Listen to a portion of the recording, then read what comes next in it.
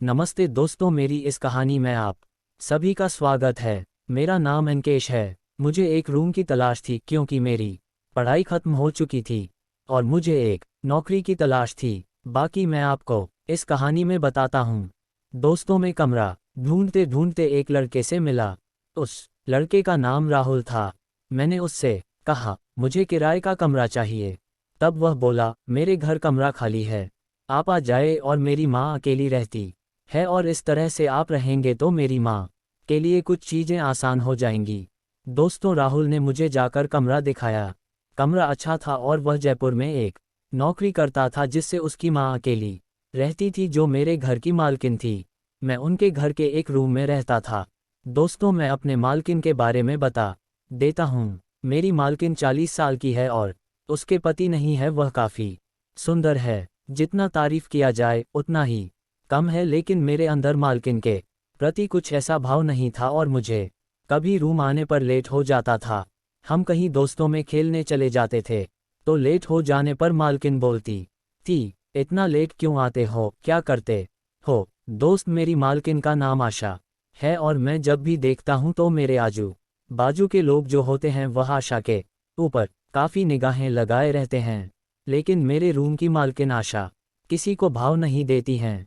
उनकी इस खूबसूरती का कम कोई दीवाना है और उनके इस मॉडल फिगर जितना तारीफ किया जाए उतना ही कम है। दोस्तों, मैं एक दिन अपने कमरे में सोया था और मैं जब भी सोता हूँ अंदर पंखा है, लेकिन गर्मी ज़्यादा होती है और दरवाज़ा बंद कर लेता हूँ कि वह खिड़की खुली रहती है। और सुबह होने के बाद मैं फ्रेश होकर अपनी ड्यूटी चला जाता हूँ। ड्यूटी आने के बाद मैडम बोली, तुम्हें गर्मी ज़्यादा होती है, तुम एक काम करो, लोकेश के कमरे में एक कूलर है, अपने कमरे में लाकर लगा लो। दोस्तों, मैं समझ नहीं रहा था मैडम ऐसा क्यों कह रही थी। मैंने कूलर लिया, अपने कमरे में लगा लिया और जब भी मैं सोता था सारे कमरे की लाइट जले हुए छोड़ देता था। मुझे अच्छा लगता था। समय ऐसे ही बीत गया और 12 महीने बीत गए। इसके बाद मैडम बोली, देखो, हम और तुम इस घर में रहते हैं, तुम भी खाना बनाते हो, हम भी खाना बनाते हैं, अच्छा नहीं लगता है। एक काम करो, हम दोनों मिलजुल कर खाना बना लेंगे और खा लेंगे। दोस्तों, मैं तो मालकिन की बात समझ नहीं पा रहा था। मैंने भी हाँ कर दी और हम लोगों को इस तरह से 2 महीने हो गए और हम लोगों के बीच काफ़ी दोस्ती हो गई। पोस्ट मैडम बहुत ही लाजवाब थी, लेकिन इतना सब कुछ मेरे साथ करना मैं समझ नहीं पा रहा था। लेकिन मैं भी तो मैडम के ऊपर लड्डू था, लेकिन डरता था क्योंकि मैं एक रूम में रहता था, वह भी भारी का है और मैं मालकिन से कैसे कुछ कह सकता हूँ। दोस्तों, ऐसे ही चलता रहा। मैं अपने ऑफिस से शाम को आया तो देखा मैं तो अपने बेड पर लेटे हैं और उनके पास एक आंटी हैं। मैंने पूछा, क्या हुआ, तो मैडम बोली, मैं बाथरूम से फिसलकर गिर गई थी, पैर और कमर और गर्दन में चोट आ गई है। मैंने कहा, चलिए डॉक्टर के पास चलते हैं। मैं आशा को लेकर डॉक्टर के पास गया। डॉक्टर ने ढेर सारी दवाएं दी और कुछ महान दिए और बोली, इनको हल्के हाथों से लगाना है। सुबह और शाम ये सब के बाद हम लोग वापस घर आ गए और प्रॉब्लम ये था कि मैडम के पास कोई था नहीं। कोमल लगाए कैसे। मैंने कहा, मैडम ज़्यादा मत सोचिए, मैं आपकी मदद कर दूंगा और मलहम आपके पैरों में कमर में लगा दूंगा। तब आशा बोली, नहीं नहीं, अगर कोई देख लेगा तो लोग क्या सोचेंगे। मैंने कहा, इस घर में हमारे और आपके सिवा कौन है, कोई नहीं जानेगा और ऐसे अथवा नहीं लगेगा तो अब कैसे ठीक होगी। शायद मेरी बात तुमको अच्छी लगी और वह मान गई। हम लोग शाम को खाना खाए। अब मैं मलहम लेकर मैं मैडम के पैरों में लगाने लगा।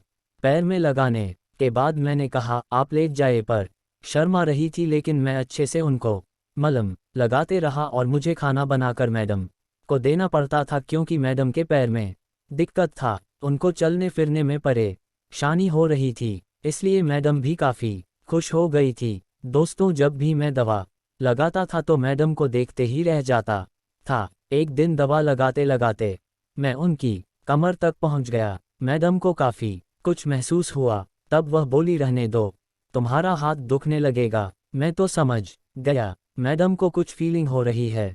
फिर मैंने सोचा कि आज कुछ करते हैं, शायद मैडम कुछ बोलते। उस दिन हम मैडम के कमर पर दवा लगा रहा था। मैं उनके ऊपर तक नहीं पहुंचा।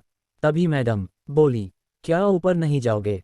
क्या मैंने कहा, क्यों नहीं, आप बस का तो दीजिए, मैं आपके पूरे शरीर को मनाऊं लगा दूंगा। मैडम बोली, ठीक है, लगा दो।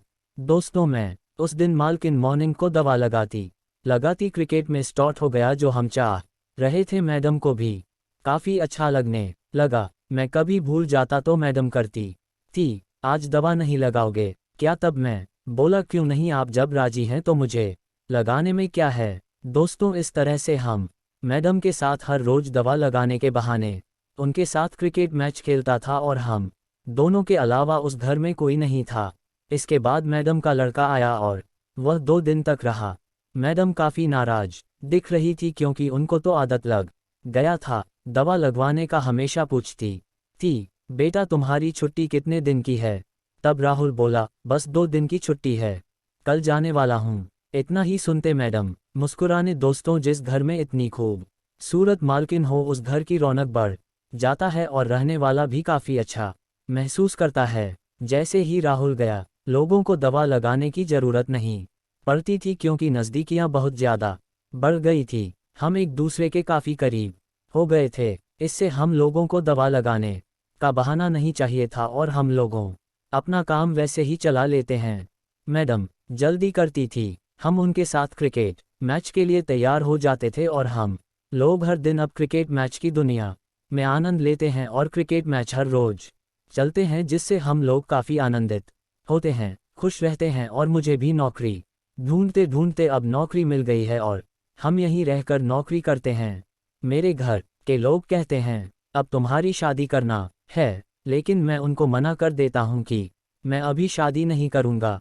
ऐसे तैसे करके हम माल बहुत दिनों तक क्रिकेट मैच का आनंद लेता है। दोस्तों, कहानी कैसी लगी? अच्छी लगी हो तो चैनल को सब्सक्राइब करके एक लाइक कर देना। धन्यवाद।